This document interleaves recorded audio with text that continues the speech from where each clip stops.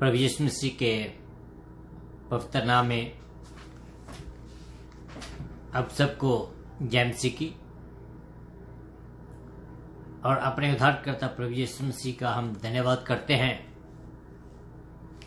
कि जो हमें अपनी महिमा के लिए इस्तेमाल करते हैं और अपने जलाल के लिए भी इस्तेमाल करते हैं। धन्यवाद के साथ में एक बार फिर फेसबुक के द्वारा आपके साथ रूबरू हूँ, उसके लिए धन्यवाद करता हूँ। मैं तेरे आप सब से निवेदन करता हूँ कि प्लीज डू ज्वाइन मी, जिससे कि हम सब मिलकर खुदावंत के पवित्र वचनों में से सीखें और सिखाएं।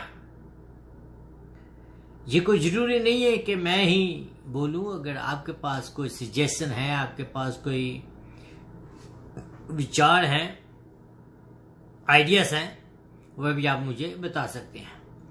तो आइए हम इस प्रोग्राम के आगाज को शुरू करते हैं दुआ के साथ। तो आइए हम दुआ में जाएं। अनुग्रह का स्वर्गीय परमेश्वर, तेरा धन्यवाद करता हूँ आज के सुंदर अवसर के लिए जो तूने आज हमें दिया है कि हम तेरी आराधना, तेरी स्तुति, तेरी प्रशंसा करें। धन्यवाद करता हूँ प्रभु जी इस पूरे प्रोग्राम के लिए, जो प्रोग्राम पिता परमेश्वर तूने हमें दिया है कि हम तेरी आराधना, तेरी स्तुति, तेरी प्रशंसा गीतों के द्वारा, प्रार्थनाओं के द्वारा और तेरे वचन के सुनने और सुनाने के द्वारा करें। निवेदन करता हूँ पिता परमेश्वर के अपने हर एक बच्चे को जो प्रभु जी इस समय देख रहा है, जहाँ इसके बाद जो देखने वाला हर एक को तो अपने हाथों में, हर एक को बहुत की बरकत दे। ओ पिता परमेश्वर, हाथों को बरकत दे, जिन हाथों के द्वारा उन अंगूठों को तो बरकत दे जो अंगूठे प्रभु जी लाइक के ऊपर और शेर के ऊपर दबाए जाते हैं। मैं निवेदन करता हूँ प्रभु जी की तरह अनुग्रह इसी रीति से हम सबके ऊपर बना रहे। खास करके सबसे बड़ी बात कि हमारे सबनों के दिलों को खोलिए, दिमाग को खोलिए कि ताम तेरे वचन को ग्रहण करें और इसको सुने और इसके मुताबिक चल भी सके। तो भला परमेश्वर, स्तुति के योग्य परमेश्वर, प्रार्थना को सुना इसलिए धन्यवाद यीशु मसीह के नाम से मांगता हूँ, आमीन एंड आमीन। आइए हम एक गाने को सुने, उसके बाद वचन की ओर बढ़ेंगे।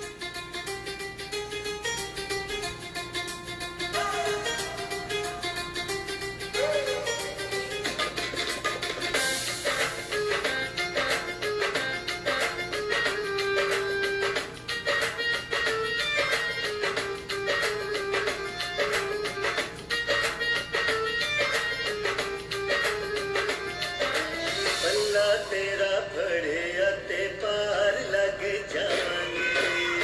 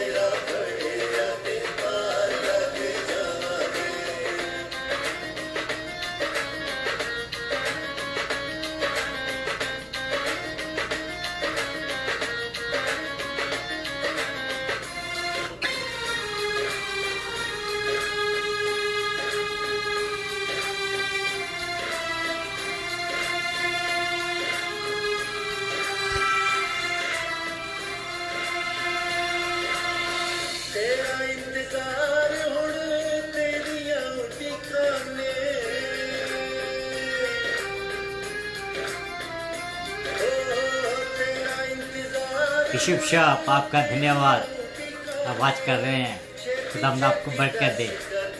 आज का वचन बहुत पावरफुल है। Keep on watching, tell all the people to watch.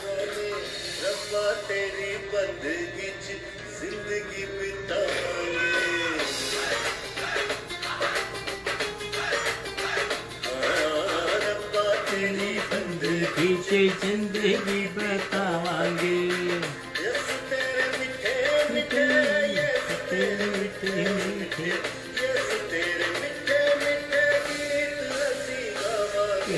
अल्लाह तेरा पड़े आते पार लंघ जावांगे, अल्लाह तेरा पड़े आते पार लंघ जावांगे।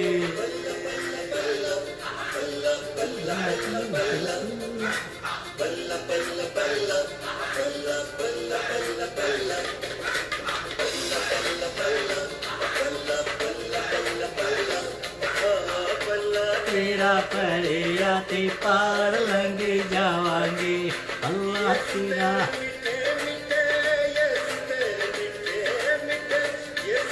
मीठे मीठे गीते सी गावांगे, अल्लाह तेरा परे आते, ओ पल्ला तेरा परे आते, हाँ पल्ला तेरा परे आते।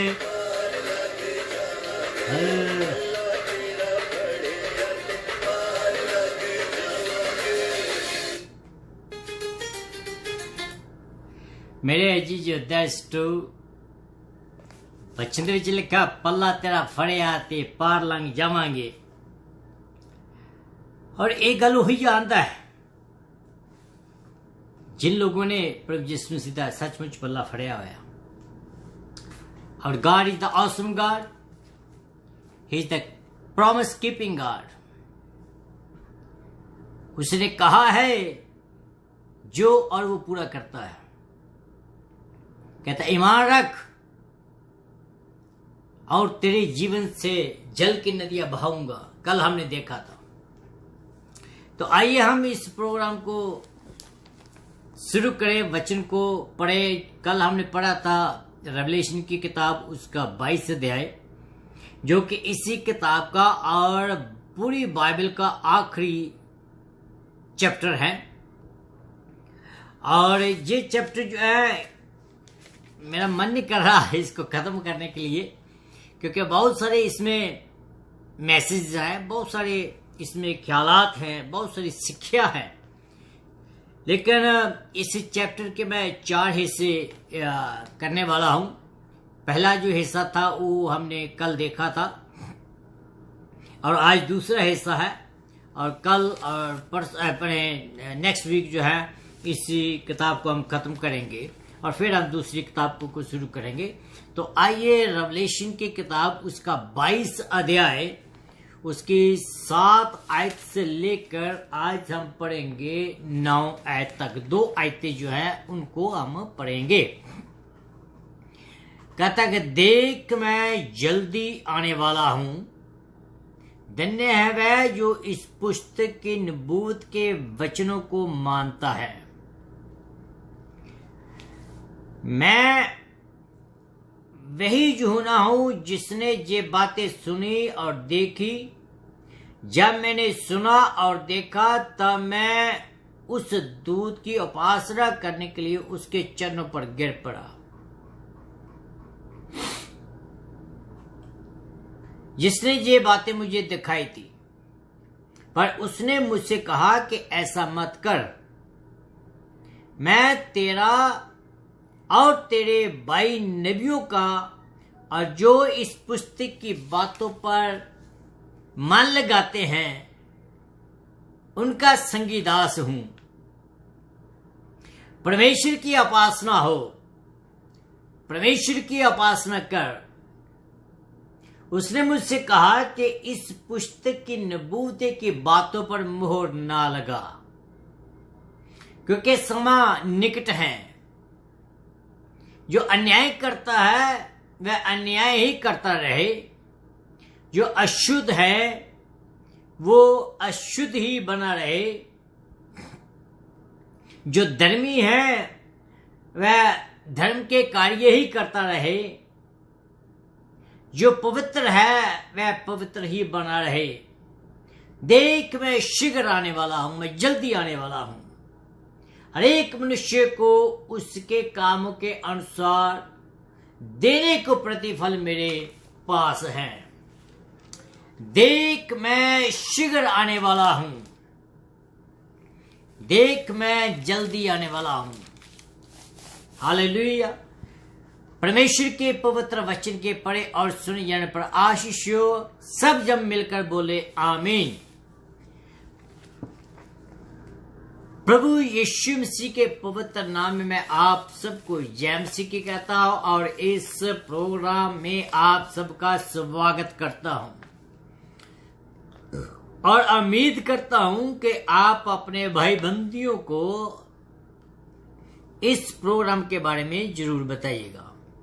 अगर आप मुझे अमेरिका के बाहर कहीं और सुन रहे हैं, आप अपने परिवार के बीच में हैं, आप मुझे अपने फेसबुक के द्वारा जो सुन रहे हैं, अपने परिवार को इकट्ठा करें ताकि आप सब पूरा परिवार इस प्रोग्राम को सुन सके।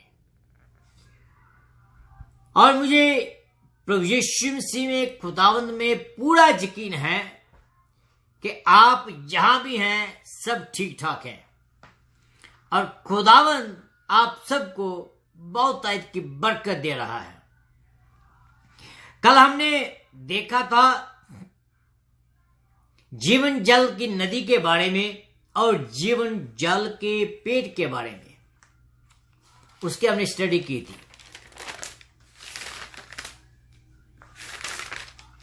तो आज हम थोड़ा आगे जाएंगे।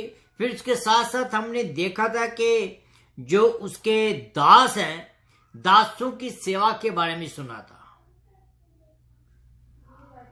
लेकिन हम वहीं से ही शुरू करेंगे जहां से हमने कल को सुना था, इसलिए कि आप या मैं इसमें कोई भी ऐसी चीज मिस ना कर पाए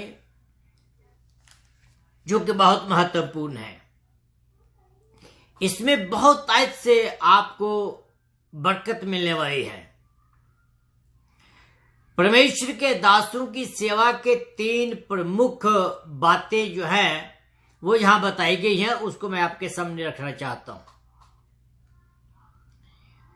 विश्वास, आराधना और सेवा। विश्वास का अर्थ ये नहीं कि किसी प्रकार का जो काम है वो ना रहे। इस्राएलियों के कनान में प्रवेश होने के बारे में जो लिखा है, वो विश्वास में प्रवेश किया था उन लोगों ने, लेकिन वो विश्वास वहीं नहीं रुका, वो विश्वास आगे बढ़ा।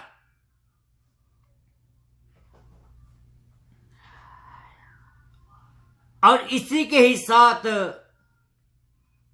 जो हमारा जो कार्य है, हमारे विश्वास का कार्य जो परमेश्वर ने हमारे जीवन में शुरू किया है, वो वहीं रुका नहीं है। वो विश्वास का कार्य जो है वो आगे बढ़ता चला जा रहा है। प्रभु में विश्वास किए हुए लोग, विश्राम पाए हुए लोग हैं जो ऐसे लोगों के लिए सदा का विश्राम है। जिन लोगों ने यीशु मसीह पर विश्वास किया है, जिन लोगों ने यीशु मसीह पर विश्वास करने के द्वारा छुटकारा पाया है, उनके लिए जो आराम का दिवस है वो नियुक्त किया हुआ है। इस्राएलियों की बात करें तो लंबी यात्रा के बाद जब वो कनान में पहुंचते हैं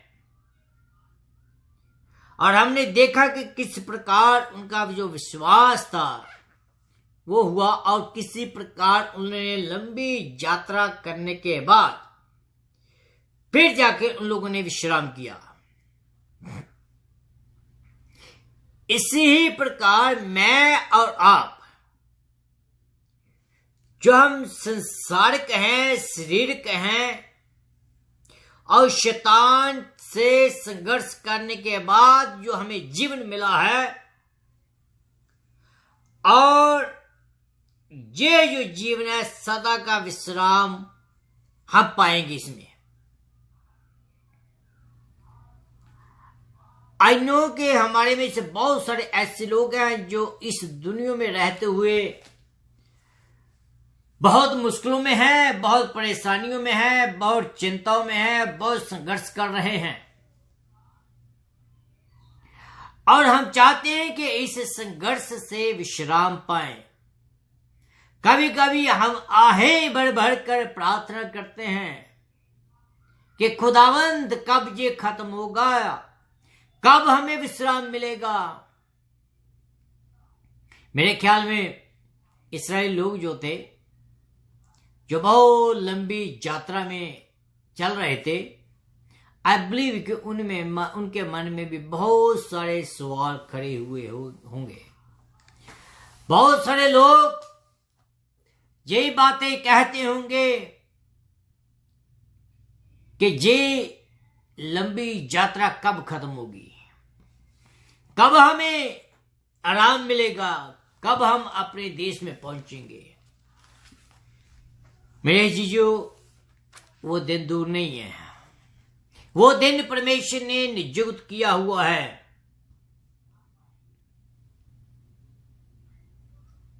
नई दुनिया में जब नई दुनिया में हम प्रवेश होंगे, उस दुनिया में और कोई काम काज नहीं होगा। आप विश्राम करेंगे बस उन 3 बातों को मद्देनजर रखते हुए, विश्वास, आराधना और सेवा, और काम कोई नहीं है वहां।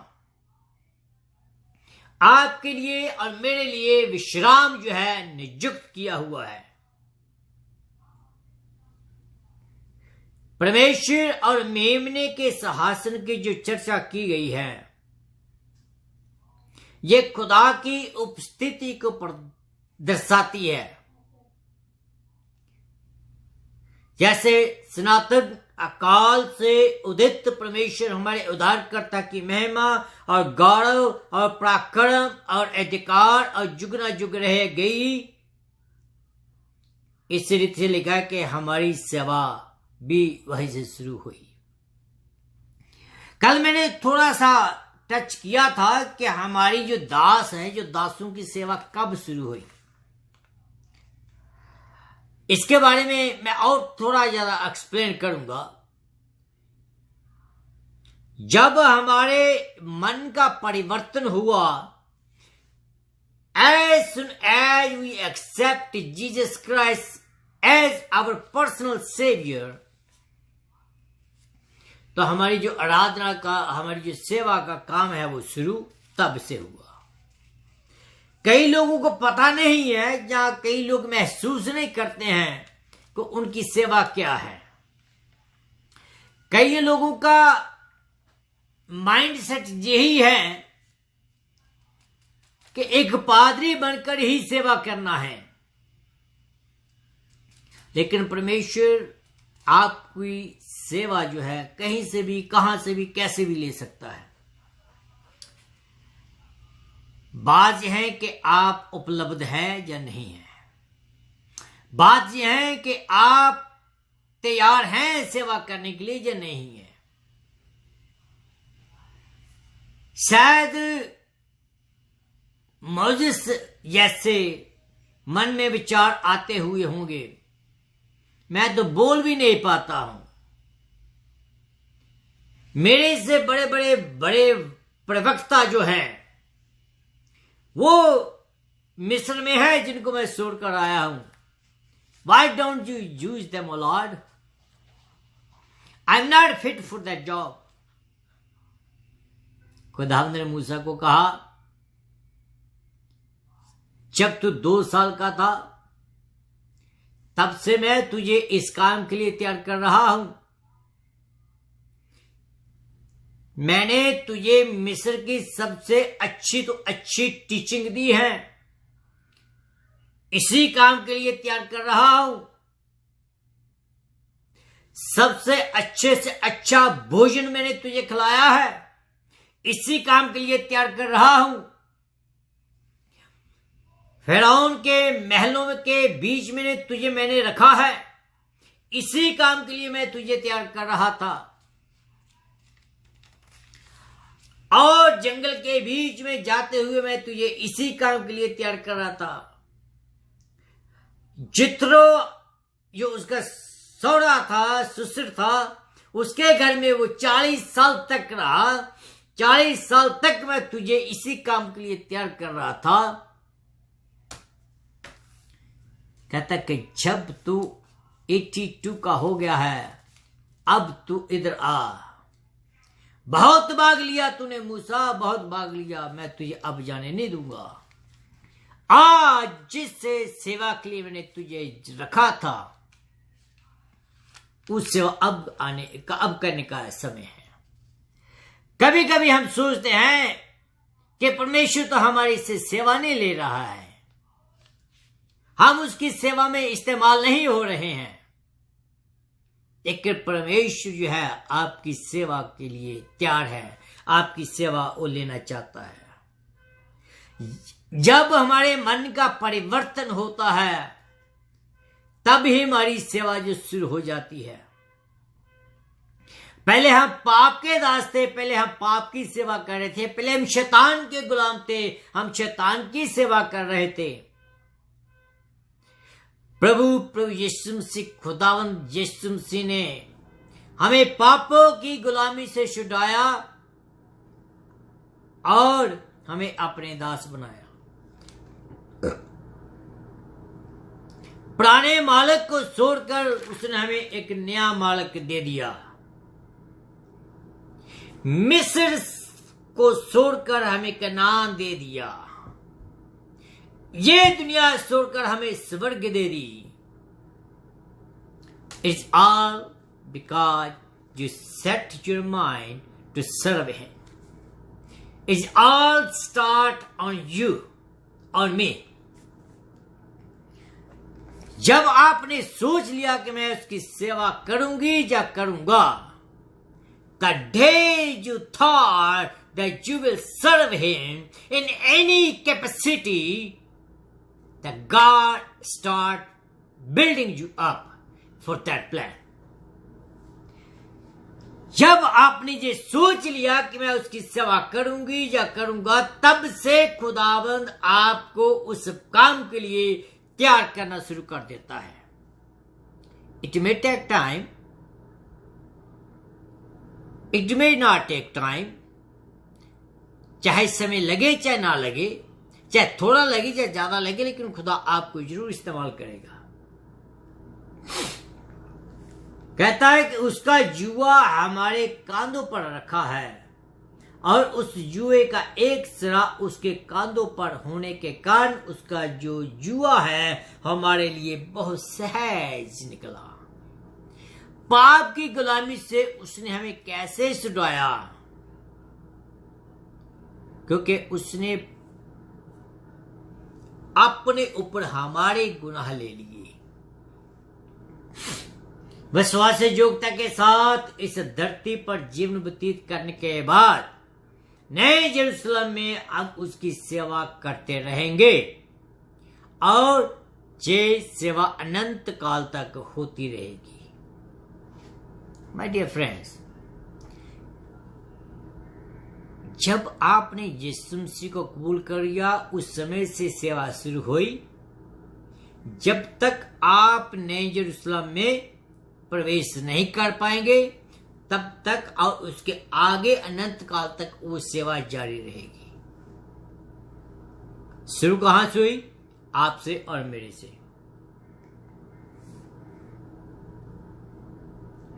प्रभु के दासों को सेवा में इस संसार में कई प्रकार की मुश्किलों का, कई प्रकार की परेशानियों का सामना करना पड़ा होगा और कई प्रकार की परमेश्वर के दासों को घटी कमी हो सकती है, लेकिन वहां की जो सेवा है वो शुद्ध है, वहां की जो सेवा है वो शुद्ध है, वहां की जो सेवा है उसमें कोई भी कमी या घटी ना होगी। इस सेवा की सबसे बड़ी विशेषता ये है कि हम उसका चेहरा देखते रहेंगे डे एंड नाइट।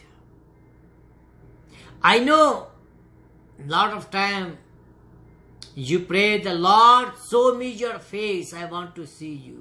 खुदावंद अपना चेहरा मुझे दिखा, मैं तेरा चेहरा देखना चाहता हूं या चाहती हूं।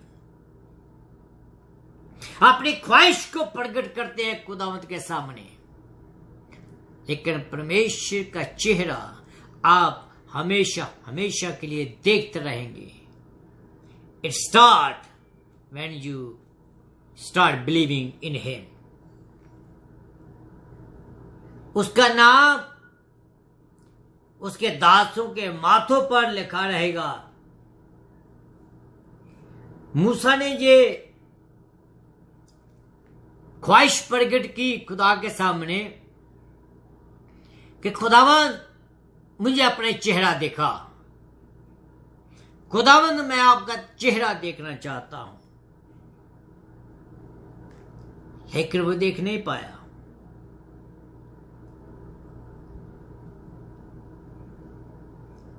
केवल मसीह में ही मानव परमेश्वर को देख सकते हैं, मसीह में ही हम परमेश्वर को देख सकते हैं, क्योंकि बाइबल में लिखा है, यीशु मसीह ने खुद कहा कि जिसने मुझे देखा उसने मेरे बाप को देखा। मेरे अजीजों, परमेश्वर को अगर देखना है तो यीशु मसीह का जो दरवाजा जिसको उसने कहा है कि दरवाजा मैं हूं, इस दरवाजे में से गुजर कर आपको ही जाना होगा।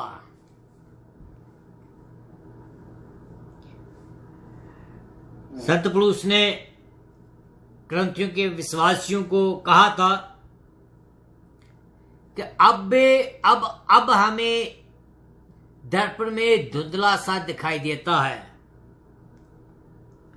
लेकिन परंतु वो समय जल्दी आ रहा है जब हम अपने उद्धारकर्ता को दर्पण में नहीं, शीशे में नहीं, बल्कि आमो सामने देखेंगे। आमो सामने हम उसके बात करेंगे, face to face we will talk. उस युग में हम शुद्ध रहेंगे, और शुद्धता जो है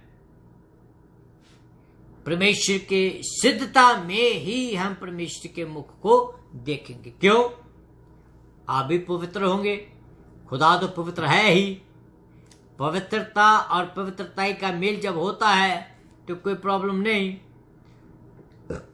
अब हम उसको इसलिए नहीं देख पा रहे कि हम इस मरणहार शरीर में हैं, हम इस गुनहगार शरीर में हैं, हम इस माटी में हैं, इस शरीर में बहुत सारे गुनाह हैं। जब हम इस शरीर को छोड़कर पवित्रताई में उसके जलाल में प्रवेश हो जाएंगे तो ये शरीर जो है जहीं के जहीं रह जाएगा।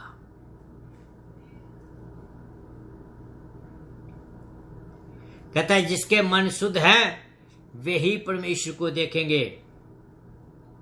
इस संपूर्ण युग में हम संपूर्ण ज्ञान रखेंगे। पुत्र के द्वारा जो पदवी हमें मिली है वह इतनी श्रेष्ठ है कि परमेश्वर का सिंहासन जो है उसको हम देखते रहेंगे। परमेश्वर का सिंहासन ही हम सबका केंद्र होगा। हम सब परमेश्वर के सिंहासन की ओर देखते रहेंगे। हमारे पास चुगली करने का मौका नहीं होगा, हमारे पास ईर्ष्या करने का मौका नहीं होगा, हमारे पास इधर उधर की बातें करने का मौका नहीं होगा, लेकिन हम सिर्फ और सिर्फ अपने उद्धारकर्ता प्रभु यीशु मसीह का जो सिंहासन है उसको देखते रहेंगे। सारे लोगों को उस महान हस्ती का दर्शन होगा, अनुभव होगा और उसकी आराधना और उसकी सेवा करने का मौका मिलेगा। मेरे जीजो, में भी you're not a believer, maybe you're not a trusting God, हो सकता है कि आप मसीह को कबूल ना कर पाए होंगे अभी तक, जिससे कि आप उस सेवा से वंचित हैं। प्रभु यीशु मसीह के ऊपर विश्वास करें, उसकी सेवा का कार्य जो है वो अपने आप आपके जीवन में शुरू हो जाएगा। उसके नाम की जो मोहर है वो आपके ऊपर लग जाएगी और फिर आप सदा काल तक उसके साथ राज्य करने का आपको सौभाग्य मिलेगा। कहता है कि उसका युग का अनुभव परमेश्वर के अनुग्रह से ही हम प्राप्त कर पाएंगे। फिर लिखा है, आमीन, हे प्रभु तू आ। आमीन, हे प्रभु तू आ। ये पुकार आज के मसीही लोगों के भी है। इस किताब के आखिर में हम पहुंच चुके हैं। सिर्फ 2 और मैसेज हैं इस किताब के बीच में। अभी तक हमने बहुत सारी अनेक बातें इसमें देखी हैं। प्रभु यीशु मसीह का महान दर्शन, कलीसिया संबंधी अनेक बातें, इस्राएलियों का कलेश, महाकलेश और उधार पाई हुई कलीसिया को दुल्हन के रूप में देखना, मसीह का 1000 साल जो साल है उसको, और अंतम भयंकर न्याय जो व्हाइट थ्रोन जजमेंट है, नया आकाश और नई धरती, नया यरूशलेम, और इस नए यरूशलेम के बीच में परमेश्वर का और मेमने का सिंहासन, ये सब बातें जो हम देख चुके हैं। आइए हम थोड़ा आगे बढ़े। परमेश्वर के वचन की बहुमूल्यता, परमेश्वर के वचन की खासियत क्या है, परमेश्वर के वचन को हम क्यों ग्रहण करते हैं, क्यों हम इसके ऊपर जोर देते हैं कि परमेश्वर के वचन को पढ़े और उसको कबूल करें। पहली बात तो यह है कि परमेश्वर के जो वचन है वो सत्य और ग्रहण योग्य है। सत्य और ग्रहण योग्य, विश्वास योग्य है। मीनिंग कि इसमें कोई मिलावट नहीं है। मैं और आप आंखें मीट कर विश्वास कर सकते हैं। जो प्रकाश हमें इन वचनों से मिलता है, इस किताब में जो कुछ लिखा है वह विश्वास से योग्य है और सत्य है। हो सकता है कि बहुत सी बातें हमारी समझ में नहीं आ रही या हमारी समझ से परे हो, पर उन पर शक ना करें,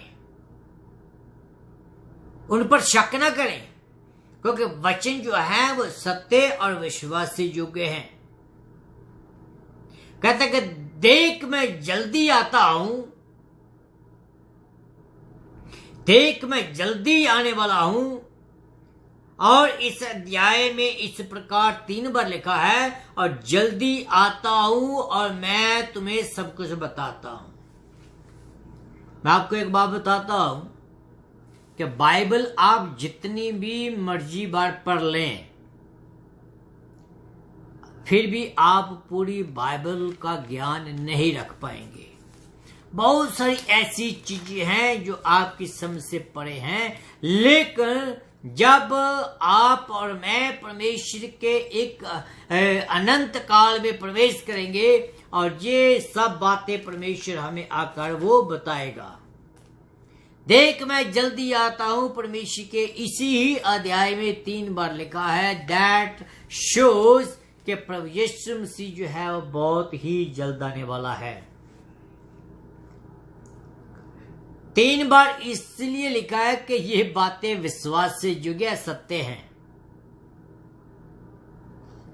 और ये 3 बार इसलिए लिखा गया है कि ये जो बातें लिखी गई है परमेश्वर के आगमन के बारे में, ये निश्चितता को बताती है कि अवश्य होने वाला है, हरगिज वो आने वाला है।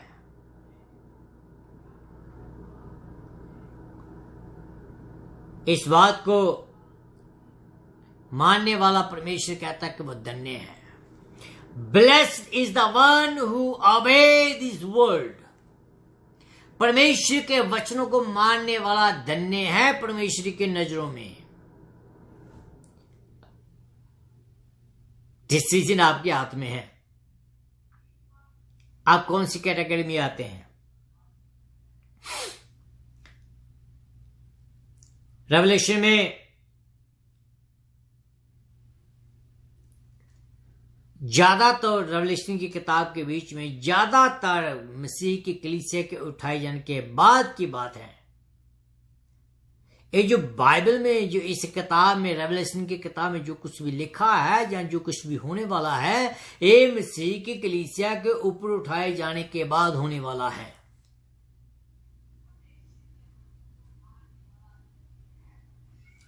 फिर इसलिए उसके आगमन के अधिक चिन्ह जो हैं को के बारे में बयान करते हुए प्रकाशित वाक्य में ज्यादातर नहीं है। पुराने और नए नियम की जो अन्य पुस्तकों में मसीह के पुनरुत्थान के अनेक चिन्ह दर्शाए गए हैं। बहुत बार बताया गया इसके बारे में, उसके चिन्ह जो है। जो स्वर्ग दूत यूहन्ना से बातें कर रहा था, जो बातें इनको दिखा रहा था, यूहन्ना ने इन सब बातों को देखकर इतना ज्यादा वो घबरा गया, या इतना ज्यादा वो उत्साहित हो गया, उसने सोचा कि यही खुदा है जो सब कुछ मुझे बता रहा है, और उठकर उसको दंडवत करने लगा। मेरे जीजो, आज के जमाने में भी ऐसे बहुत सारे लोग हैं जो कि हमारे बीच में बहुत सारे अचंभे काम करते हैं और बहुत अपने आप को बताते हैं कि मैं मसीह हूं, मैं मसीह हूं। वचन में लिखा है कि जो ऐसा है उनके ऊपर विश्वास मत कीजिए। यूहन्ना भी मेरे ख्याल में धोखा खा गया था, लेकिन यूहन्ना को धोखे में नहीं रहने दिया। दूत कहता है, यूहन्ना जब उसके पांव पर गिर पड़ा तो आगे हम देखते हैं कि क्या होता है। कभी कभी हम क्या होता है कि हम जो अनुभवी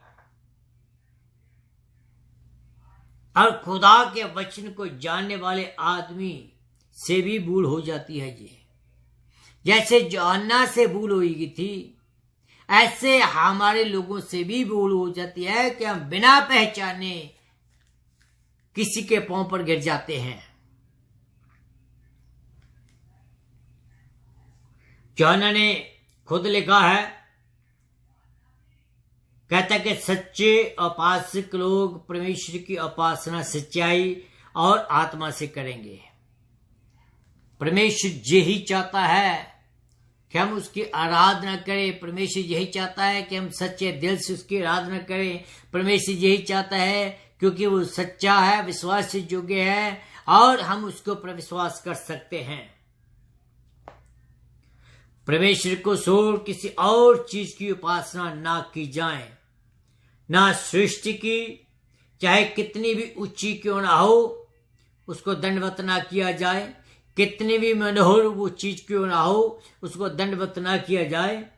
सृष्टिकर्ता को छोड़कर किसी भी चीज की आराधना ना की जाए, ना उसको दंडवत किया जाए। दूत ने एकदम यूहन्ना को दंडवत करने से रोका। क्या किया? दंडवत करने से रोका। खेद इस बात की है, आज के जमाने की मैं बात कर रहा हूं, अफसोस इस बात का है कि आज भी अनेक दूतों के या अपने पूर्वजों की या संतों की या और महान आदमियों की उपासना करते हैं। जब अच्छा खिलाड़ी होगा उसकी उपासना करने शुरू कर देते हैं, या कोई अच्छा मूवी एक्टर होगा उसकी उपासना शुरू करने कर देते हैं। We just try to do the things with our own understanding. परमेश्वर को ही दंडवत करें, यही परमेश्वर का संदेशा है मुझे और आपको।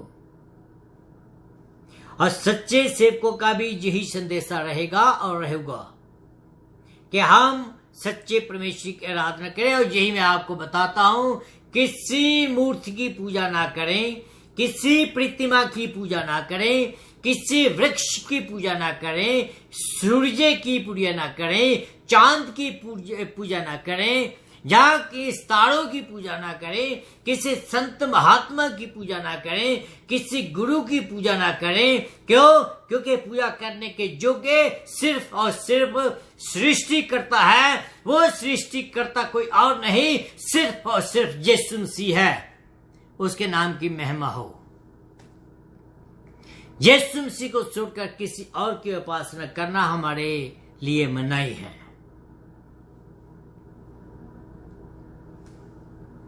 दूत ने यूहन्ना से कहा कि मैं तेरा और तेरे संगी 22 नबियों का एक संगी दास हूं। दूत भी परमेश्वर के दास हैं। जब दूतों को परमेश्वर हुक्म देता है तो वो उसके हुक्म की पालना करते हैं। जो दूत उसके हुक्म की पालना नहीं करते हैं, वचन में लिखा है, उनको खुदावंद ने इस पृथ्वी पर फेंक दिया, उसने उसको निकाल दिया।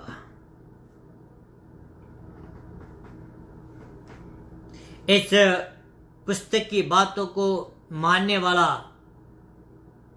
मानने वालों का एक संगी दास जो है वो दूत था, जिसकी उपासना करने लगा। दूत हमारे स्वामी नहीं है,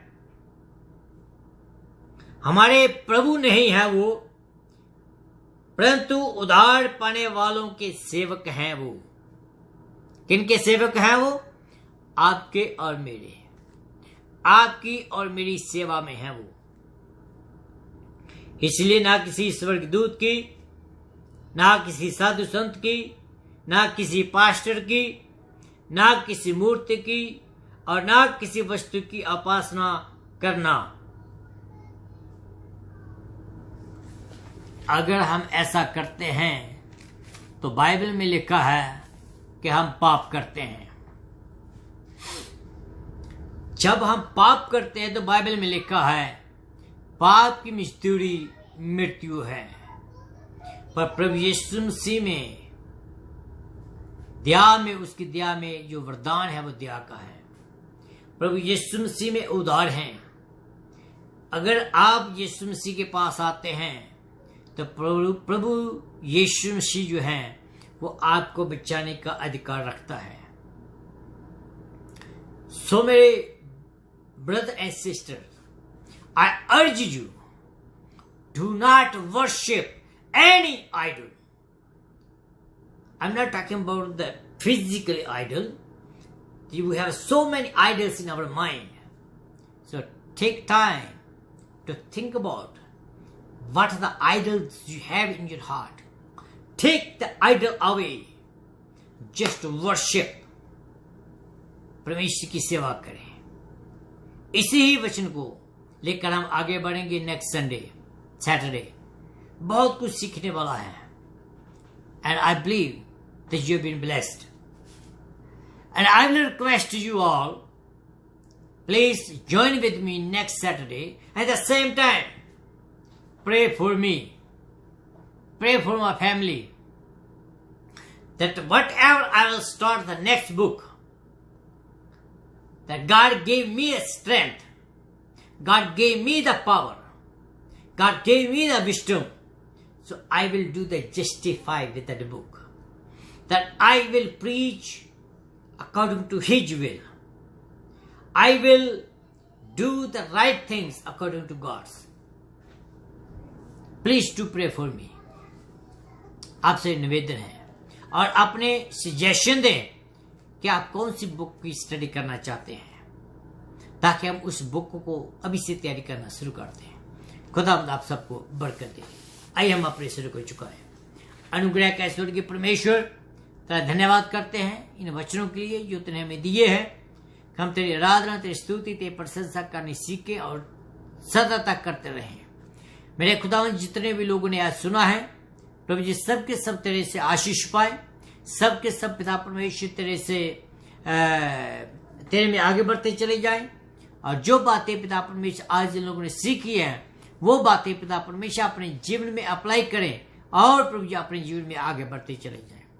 पूरा हफ्ता तूने हमें संभाला है, एक नया हफ्ता दिया है। इस नए हफ्ते में हर एक विश्वासी को संभाल के रख, खास करके जितने लोग मेरे इस प्रोग्राम को सुनते हैं, हर एक को तेरा अनुग्रह बना रहे, हर एक को प्रभु जी अपने बहुत के बरकत दीजिए, जिससे तेरे नाम को महिमा मिले, तू बढ़े और हम कटे, तेरा नाम जलाल पाए। प्रार्थना यीशु मसीह के नाम से मांगता हूँ, आमीन एंड आमीन। खुदावंद आप सबको बरकत दे। आई सी यू नेक्स्ट वीक।